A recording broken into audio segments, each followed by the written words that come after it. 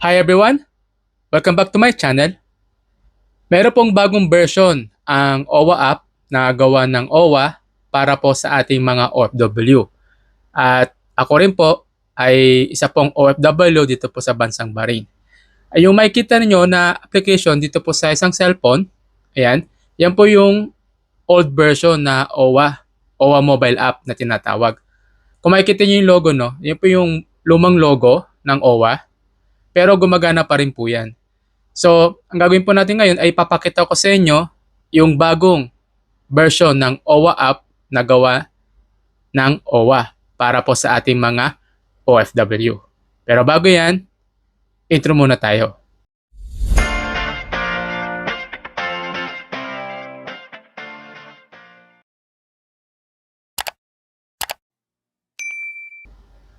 Yan po yung lumang mobile app na OWA. Ayan. Active pa rin po siya. Ipapakita ko sa inyo yung personal information ko pero i-bird ko po yung mga importanteng info para po sa safety po, no? At i-click ko po yan. Kung makita nyo, active 2027-02-26. Yan. So, ako po isang active member ng OWA. Yan. Pero ito pong OWA app na to ay old version na po. Pero gumagana pa rin po yan. Ngayon, ipapakita ko sa inyo yung pinaka-latest version na gawa ng OWA MISD. Pero bago yan, ano nga ba yung OWA MISD na tinatawag? Yan. Pakita ko sa inyo. Yung OWA MISD, sila po yung, yan po yung acronym na makikita nyo dun sa application, doon sa Play Store, na makikita nyo mamaya kung sino po ang gumawa ng application na yun. So yung acronym na OWA MISD refers po sa Overseas Workers Welfare Administration, at yung MISD, yun po ay Management Information Systems Division. Sila po ang gumawa ng OWA app natin. Ayan. So yan po yun. Ayan. Makikita nyo kung ano po yung what is OWA. At ito po yung what does MISD do. Ayan. Sila po yung may responsibility na sila po yung gumawa ng application para sa ating mga OFW. So ayan. So pakita ko sa inyo sa Play Store. Hanapin natin yung OWA app. Click natin yung OWA. Hanapin natin. Yan, OWA app. Ito po yun, no? Ito na po yung bagong version ng OWA mobile app natin. Yan. Kung makikita sa baba, may nakalagay na OWA MISD. So ito po yun. Ito po yung acronym. Yan. Yan po yung ibig sabihin ng OWA MISD. Yan. So click po natin yan. Yan. Kung makita nyo, no, iba na yung logo. Bago na yung logo ng OWA mobile app. At tingnan natin kung ano yung naka-screenshot dito, no. So ito na po yung bagong interface, yung dashboard, yung interface ng OWA app natin. Ayan.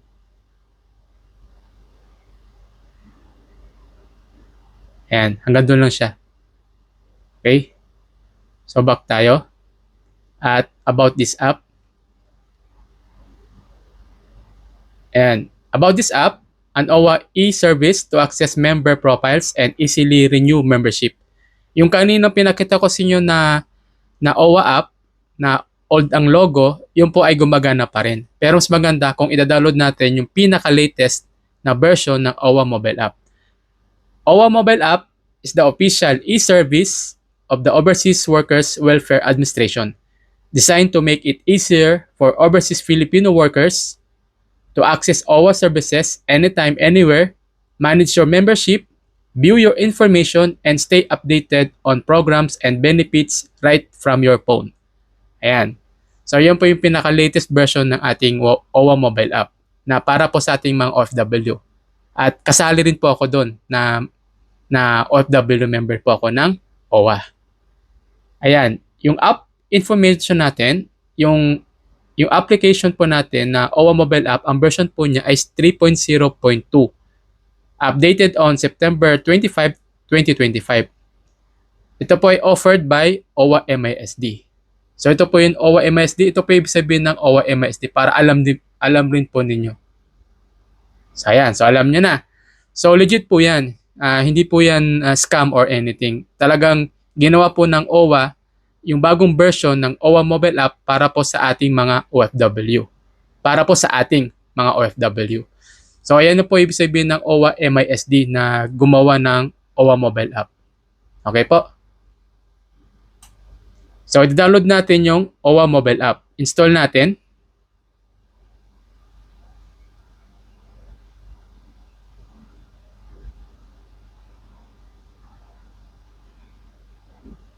Ayan. So ayan na siya. At i-click natin yung open. Ayan. So ito na yung bagong interface ng pag-login dito sa OWA mobile app. I-click natin dito sa baba yung sign up here. Ayan. So ito, magre-register tayo ulit ng panibago. Registration, fill in the details below. Ayan siya.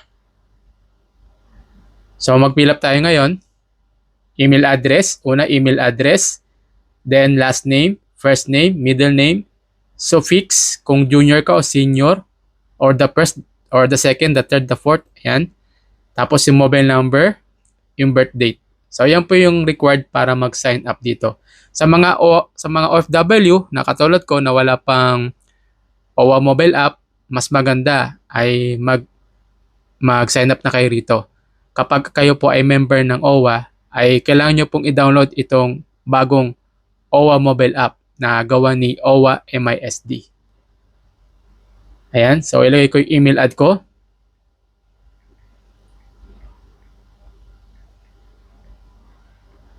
Ito po mag-sign up po tayo ng panibago. Kumbaga ito na po yung pinaka-tutorial kung paano mag-sign up dito sa bagong OWA mobile app. Make sure yung Gmail ad nyo ay active para mag-send po ng email si OWA.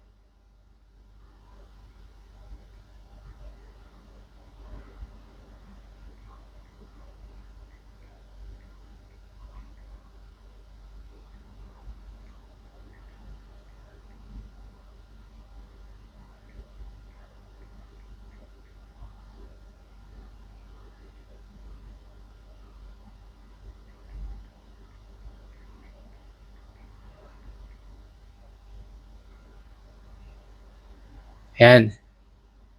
Tapos yung date, or yung birth date natin.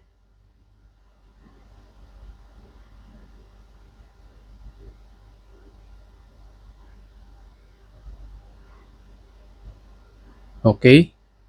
So check nyo muna mabuti bago kayo mag-sign up I-click yung sign up. Check nyo mabuti yung email address nyo kung tama. Yung pangalan nyo, yung last name, first name, middle name. Kung meron kayong extension name na junior, senior, or the second, the third, the fourth. Ayan. Tapos yung mobile number nyo. Ang ilalagay nyo ng mobile number nyo, mas maganda yung Philippine mobile number nyo.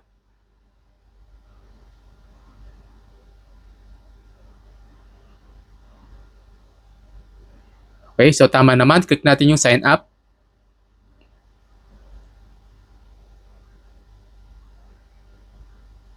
Yan.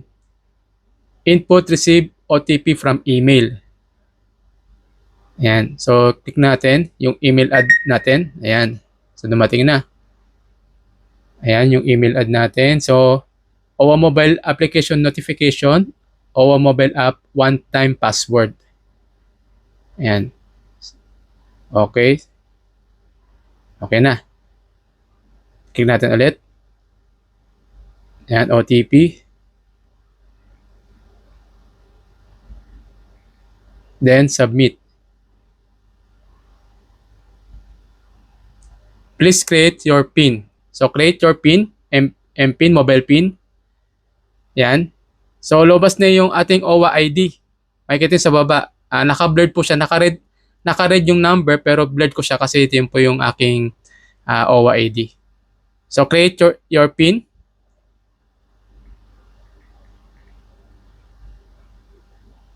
Then next, confirm your PIN.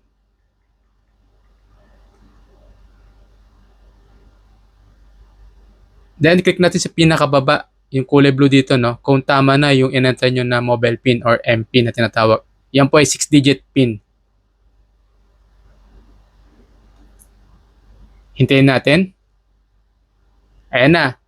Registration completed na po tayo. Press natin yung OK. Then, enter natin yung ating OWA ID.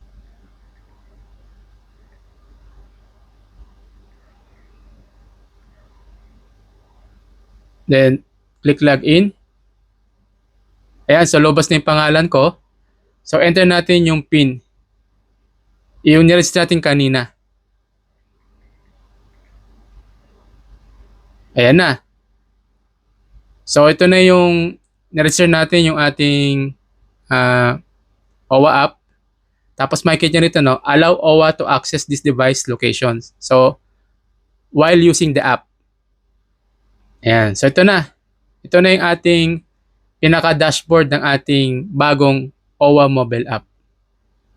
Ayan. So, napakadali lang na mag-register sa ating OWA mobile app kapag kayo po ay member na at kapag kayo ay meron ng old na OWA mobile app, kailangan nyo pong i-download ulit yung pinaka-latest version ng OWA mobile app na gawa ng OWA MISD. Makikita nyo naman yung bagong logo. So, ayan na siya. Ayan. Membership information. Click natin yan. Ayan, kung makita nyo, no, active sa taas. Ayan. So, yung membership status is active. So, okay na po. At meron na po akong bagong OWA mobile app at na-register ko na rin po yung aking mga data rito. Kung makikita nyo, nakalagay sa taas active. Your membership status is active. Ayan po. So, ayan.